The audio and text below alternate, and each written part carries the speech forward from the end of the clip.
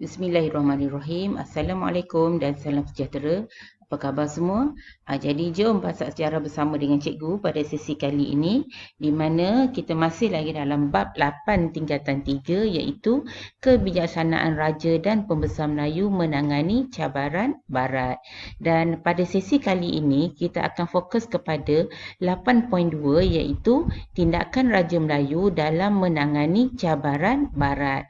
Sebelum ni kita belajar mengenai reaksi pemerintah daripada negeri-negeri Melayu Utara dan juga Johor dalam menghadapi tindakan Barat. Jadi bila kita dah lihat dalam pelbagai reaksi daripada pemerintah tempatan, jadi sekarang ni kita akan lihat pula dari aspek tindakan. Apa tindakan Raja Melayu kita dalam menangani cabaran Barat ni?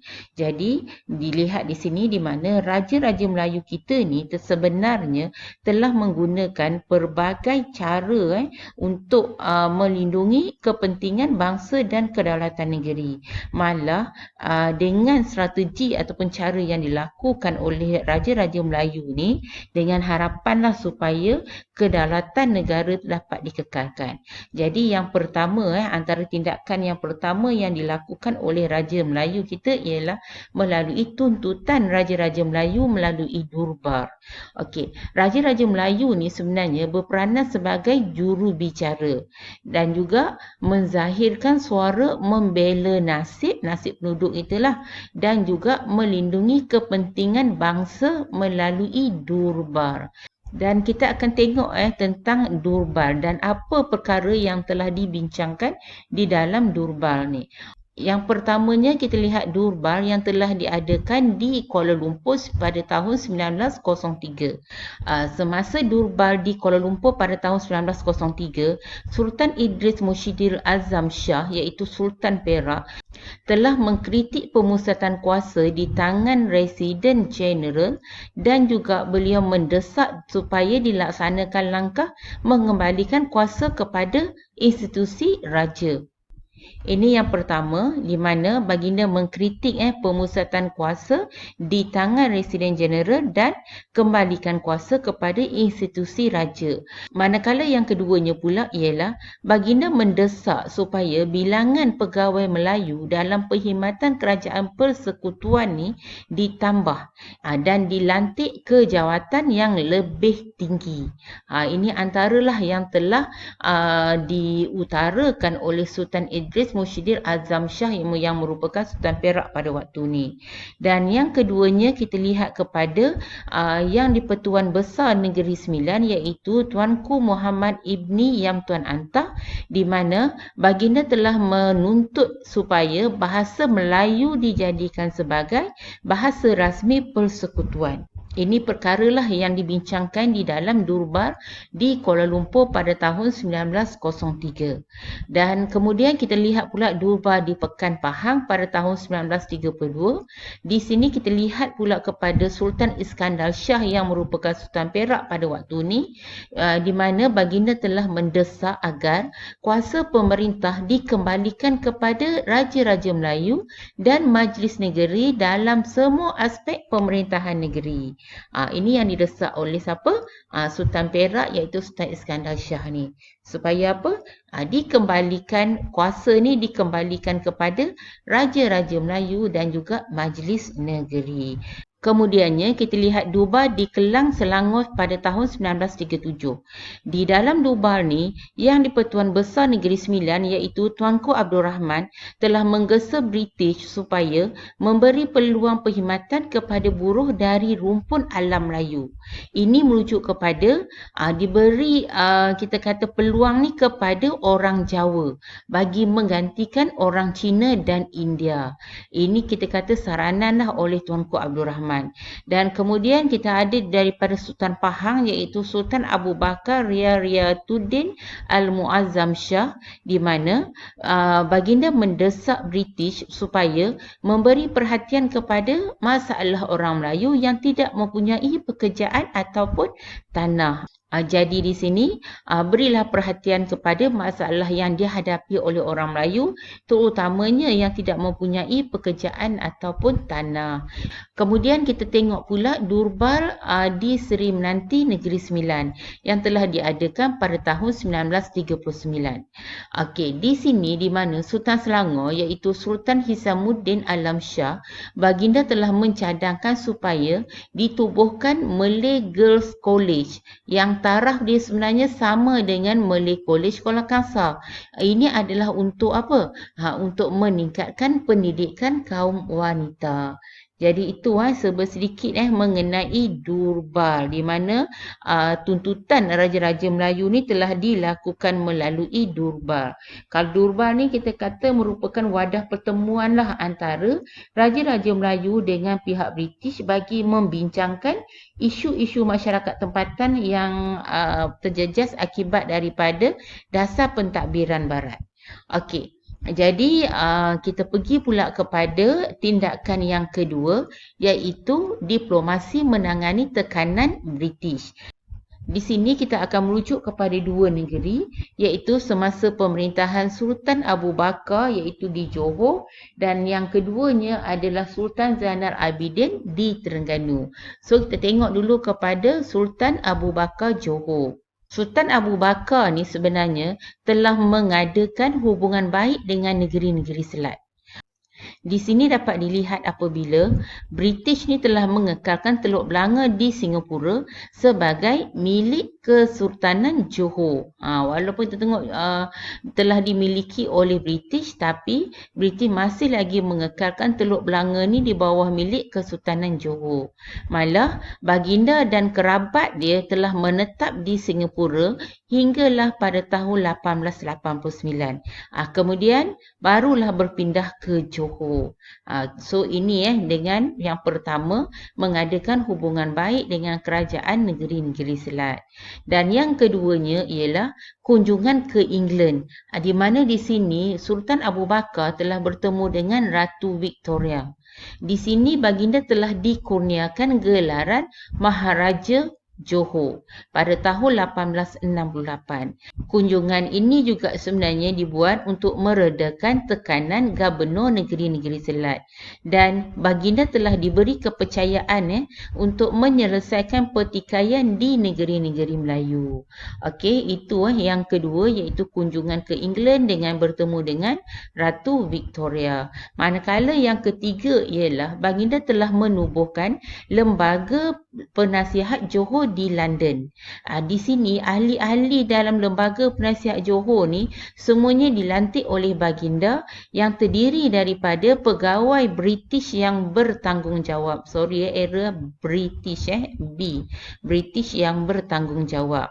Malah, lembaga penasihat Johor ni telah membantu untuk menasihati baginda dalam hal pentadbiran. Okey, itu kita lihatlah diplomasi Sultan Abu Bakar di Johor. Kemudian kita tengok pula diplomasi Sultan Zainal Abidin III di Terengganu. Di mana yang pertamanya kebijaksanaan dalam rundingan. Di sini kita lihat di mana Sultan Zainal Abidin III ni merupakan pemerintah yang berani untuk mempertahankan kedaulatan negeri dia. Dan baginda telah berangkat ke Singapura untuk berunding dengan gubernur negeri-negeri Selat selepas berlakunya perjanjian Bangkok 1909. Sebab Sultan Zainal Abidin III pun menolak perjanjian Bangkok. Jadi apa yang Sultan Zainal Abidin III buat? Dia buat rundingan pergi ke Singapura berunding dengan gubernur negeri-negeri Selat. Okey, kemudiannya yang keduanya ialah menandatangani perjanjian British Terengganu pada tahun 1910. Hasil daripada rundingan Sultan Zainal Abidin III dengan British akhirnya telah membawa kepada perjanjian 1910. Perjanjian ke atas ni lah perjanjian British Terengganu. Di mana dalam perjanjian ni telah meminda perjanjian Bangkok. Melalui rundingan ni sebenarnya, Sultan Zainal Abidin III bersetuju untuk menandatangani perjanjian apabila British mengakui Terengganu sebagai sebuah negeri yang merdeka. Dan akhirnya nanti kita lihatlah di mana Terengganu hanya menerima wakil British dan tidak mempunyai kuasa di dalam pentadbiran negeri.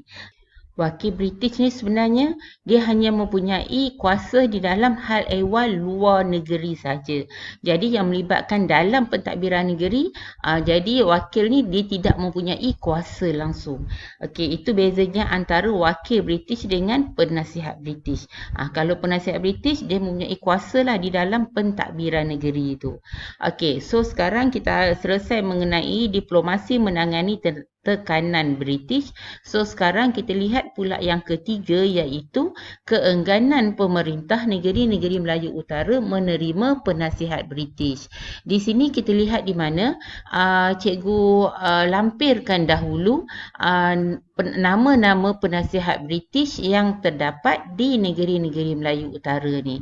Okey, untuk Perlis ada Meadow Frost yang dilantik sebagai penasihat British di Perlis, dan kemudian W.G. Maxwell telah dilantik sebagai penasihat British di Kedah, dan kita ada J.S. Mason yang merupakan penasihat British di Kelantan, dan kita ada J.L. Humphreys yang merupakan penasihat British di Terengganu. Jadi ini 4 orang penasihat British yang telah dilantik di negeri-negeri Melayu Utara. So kita terus pergi kepada setiap negeri itu. Okey, pertama kita lihat dulu penasihat British di Perlis. Pada 15 Julai 1909, Meadow Frost ni telah dilantik sebagai penasihat British. British dan Perlis sebenarnya tidak terikat dengan sebarang perjanjian rasmi walaupun berlaku pemindahan naungan Siam kepada British pada tahun 1909. Sebab ini hanya berlaku antara Siam dengan British dalam perjanjian Bangkok 1909. Tapi tidak ada lagi perjanjian yang melibatkan British dengan Perlis. Jadi pada 28 April 1930, perjanjian Perlis British telah ditandatangani, dan di sini secara tidak langsung telah menjadikan Perlis ni secara rasminya negeri Melayu terakhir menerima naungan British. Maksudnya di sini, selepas perjanjian Perlis British ni, maka secara rasminya lah Perlis ni berada di bawah naungan British. Perjanjian ini sebenarnya telah meningkatkan kawalan penasihat British terhadap pentadbiran negeri melalui Majlis Mesyuarat Negeri Perlis. Kemudian kita pergi pula kepada Kedah, iaitu kita akan lihat penasihat British di Kedah. Pada 15 Julai 1909, W.G. Maxwell telah dilantik sebagai penasihat British di Kedah. Dan keengganan menerima W.G. Maxwell ni sebenarnya telah menimbulkan penggeseran dengan Majlis Mesyuarat Negeri Kedah yang diterajui oleh Tunku Mahmud. Maksudnya di sini, Majlis Mesyuarat Negeri Kedah yang diterajui oleh Tunku Mahmud ni tak nak terima W.G. Maxwell ni sebagai penasihat British. Dan punca konflik ni berlaku lagi apabila tindakan W.G. Maxwell ni sendiri yang dianggap melampaui dan mencampuri urusan pentadbiran negeri. Jadi apa yang W.G. Maxwell ni buat, di mana di sini dilihat kenapa Majlis Mesyuarat Negeri Kedah ni menentang W.G. Maxwell ni, sebab W.G. Maxwell ni telah menuntut supaya surat rasmi mesti melalui Resident General, dan kemudian dia mesti ditulis dalam bahasa Inggeris. Kemudian, W.G. Maxwell juga telah mengetepikan nama Sultan Kedah dalam surat rasmi dan seterusnya telah mengibarkan bendera Union Jack di kediamannya. Ini bila berlaku perkara ini dianggap yang W.G. Maxwell ni telah mencabar identiti negeri Kedah ni.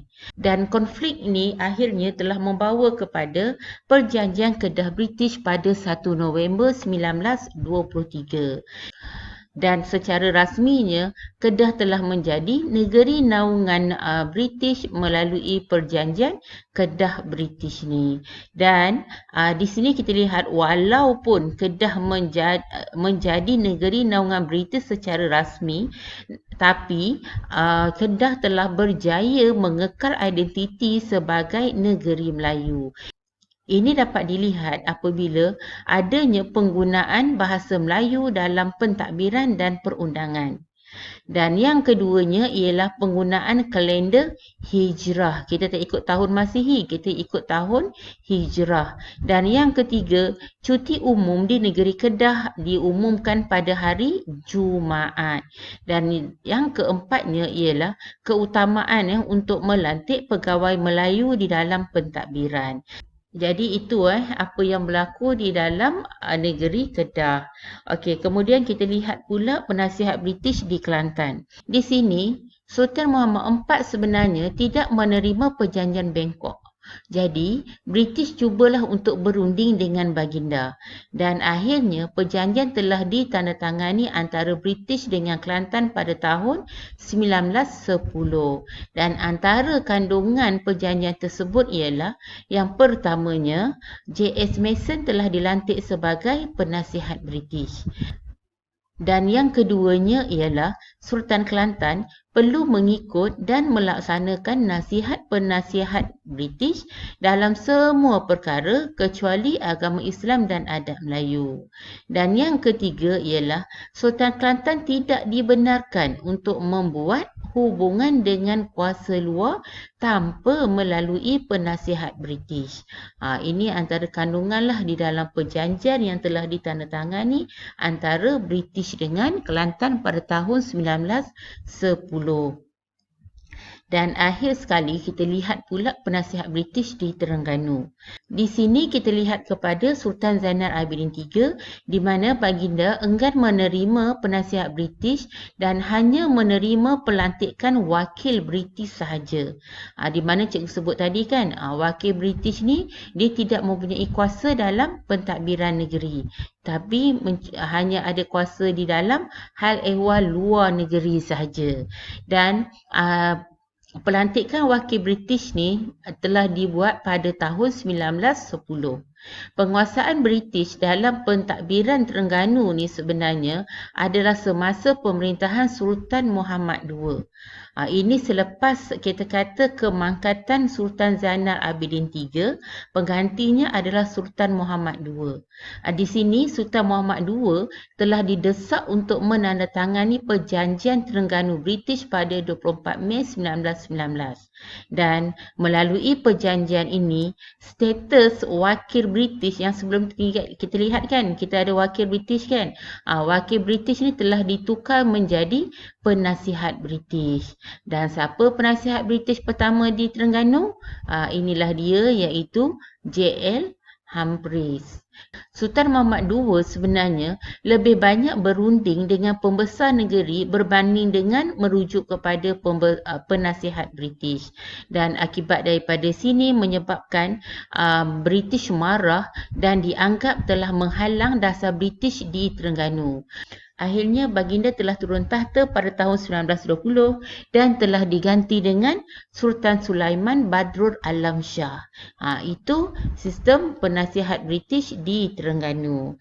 Jadi kita lihat pula yang keempat iaitu menggubal undang-undang tubuh.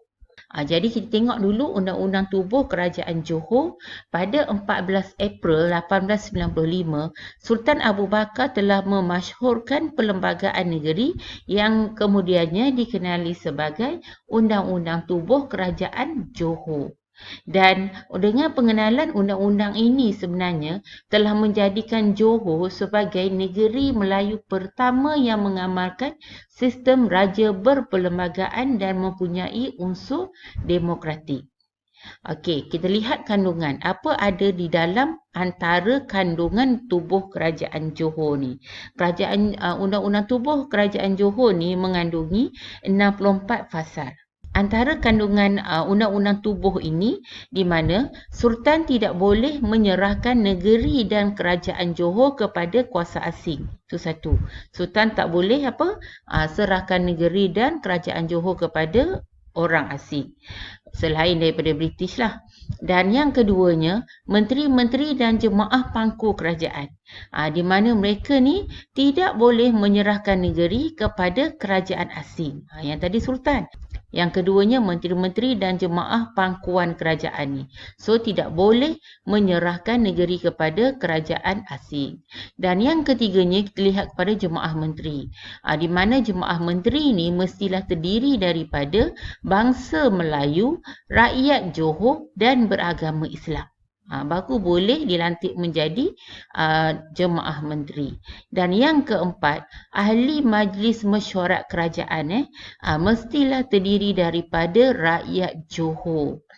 Dan yang akhir sekali, rakyat dan kerajaan Johor akan mengekalkan hubungan baik dengan kerajaan yang lain, terutamanya British. Itu kandungan dalam Undang-Undang Tubuh Kerajaan Johor. Kepentingan Undang-Undang Tubuh Kerajaan Johor ni, yang pertamanya ialah menjadi asas kukuh bagi negeri Johor untuk mengimbangi kuasa British dan mempertahankan identiti negerinya. Dan yang keduanya adalah untuk membentuk kerajaan yang berteraskan demokrasi. Ini bagi menggantikan sistem pemerintahan raja berkuasa mutlak. Dan langkah ini sebenarnya telah memberi kesan kepada rancangan British untuk menguasai Johor. Jadi itulah kepentingan Undang-Undang Tubuh Kerajaan Johor. Okey, sekarang kita tengok pula kepada Undang-Undang Bagi Diri Kerajaan Terengganu. Pada 2 November 1911, Sultan Zainal Abidin III telah menggubal Undang-Undang Bagi Diri Terengganu. Undang-undang ni dikenali juga sebagai Idqan al-Muluk bi Taqdil al-Suluk, bermaksud keyakinan kepada pemerintah yang berdasarkan keadilan. Dan kandungan ni termasuklah soal kuasa sultan, tentang tugas pembesar, kesetiaan rakyat dan juga peraturan negeri. Dan kita tengok dengan lebih lanjut lagi mengenai antara kandungan undang-undang bagi diri kerajaan Terengganu ni, di mana undang-undang ni telah mengandungi, salah ejaan sedikit, typing dia, mengandungi 53 fasal. Antara kandungannya ialah kerajaan Terengganu merupakan kerajaan Melayu Islam atau dikenali sebagai Melayuwiyah Islamiyah. Dan yang kedua, Islam merupakan asas perundangan negeri. So, asas perundangan negerinya adalah Islam. Dan yang ketiganya, Sultan. Di mana di sini, Sultan Terengganu tidak boleh untuk menyerahkan negeri Terengganu kepada mana-mana kuasa asing. Dan yang keempat, Sultan Terengganu yang menyerahkan negeri Terengganu kepada kuasa asing mestilah turun dari tahta. Dan yang kelima, di mana menteri besarnya mestilah beragama Islam dan rakyat Terengganu. Dan akhir sekali, ahli majlis negeri, di mana ahli majlis negeri ini boleh terdiri daripada orang bukan beragama Islam tetapi mestilah rakyat Terengganu. Jadi itulah yang terkandung antara kandungan di dalam Undang-Undang Bagi Diri Kerajaan Terengganu yang mempunyai 53 fasal. Dan kita lihat kepada kepentingan. Apa kepentingan Undang-Undang Bagi Diri Kerajaan Terengganu ni? Okey, yang pertamanya ialah undang-undang ni akan dapat memantapkan pentadbiran dan memelihara kedaulatan negeri. Dan yang keduanya ialah mengukuhkan perpaduan dalam kalangan raja, pembesar dan juga rakyat jelata. Dan yang akhir sekali kita lihat kekuatan hubungan antara raja dengan rakyat ni sebenarnya yang menjadi benteng yang menghalang campur tangan British. Jadi itu kepentingan bagi undang-undang bagi diri kerajaan Terengganu. Jadi kita selesai untuk tindakan yang keempat iaitu menggubal undang-undang tubuh. So sekarang kita lihat tindakan yang kelima iaitu raja menerajui pemodenan negeri. Sini kita akan lihatlah kepada 3 negeri iaitu kita akan tengok pemodenan Johor, pemodenan Kedah dan pemodenan Terengganu. Okey, kita lihat dulu pemodenan Johor.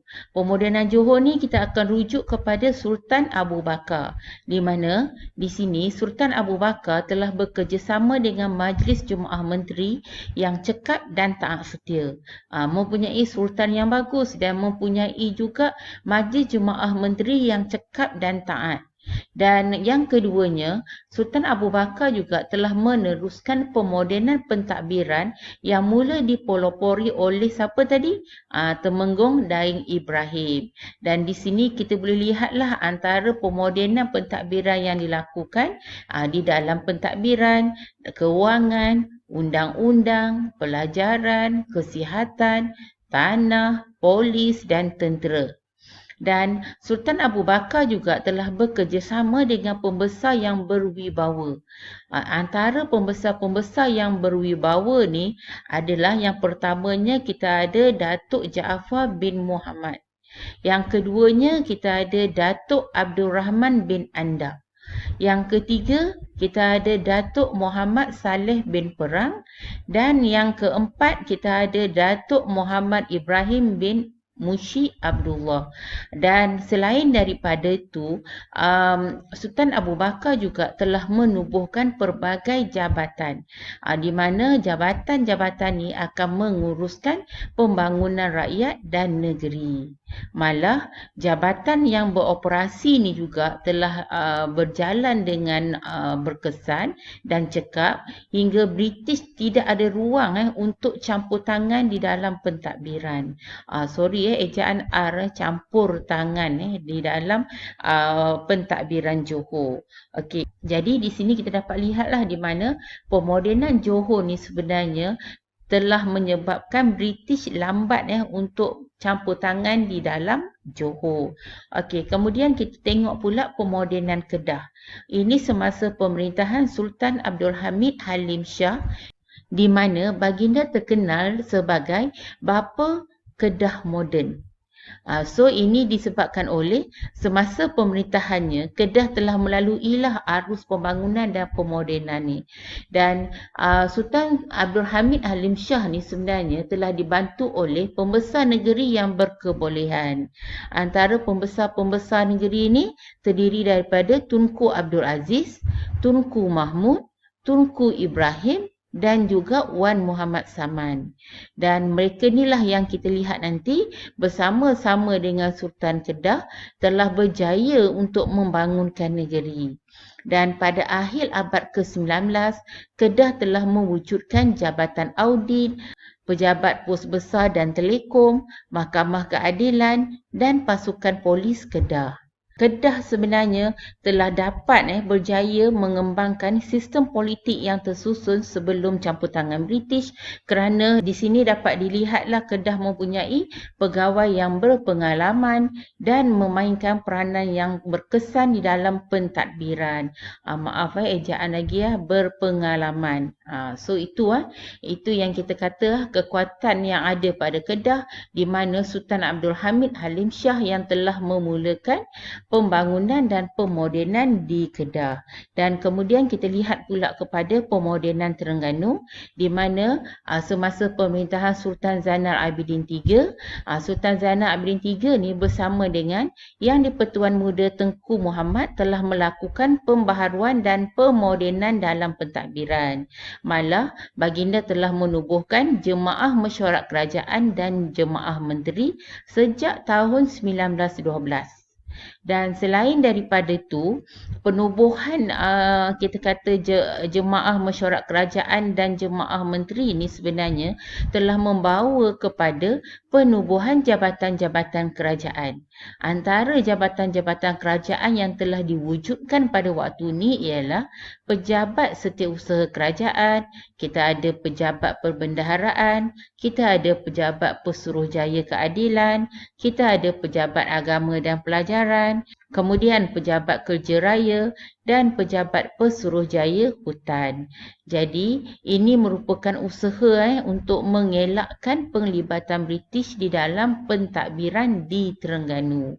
Jadi, itu cikgu dah bercerita mengenai 3 negeri yang telah melakukan pemodenan, iaitu negeri Johor, negeri Kedah dan juga negeri Terengganu. Jadi, cikgu harapkan dengan penerangan cikgu tadi, kamu dapat menguasai tajuk ni dengan baik dan ilmu-ilmu yang diberikan ni bermanfaat untuk kamu. Dan semoga usaha kita diberkati dan kejayaan milik kita semua. Jadi sebelum tu jangan lupa subscribe, like dengan share sebab banyak lagi video-video yang lain yang cikgu akan masukkan pada masa yang akan datang. So sekian dulu daripada cikgu. Berjumpa lagi pada sesi akan datang. Okay, bye.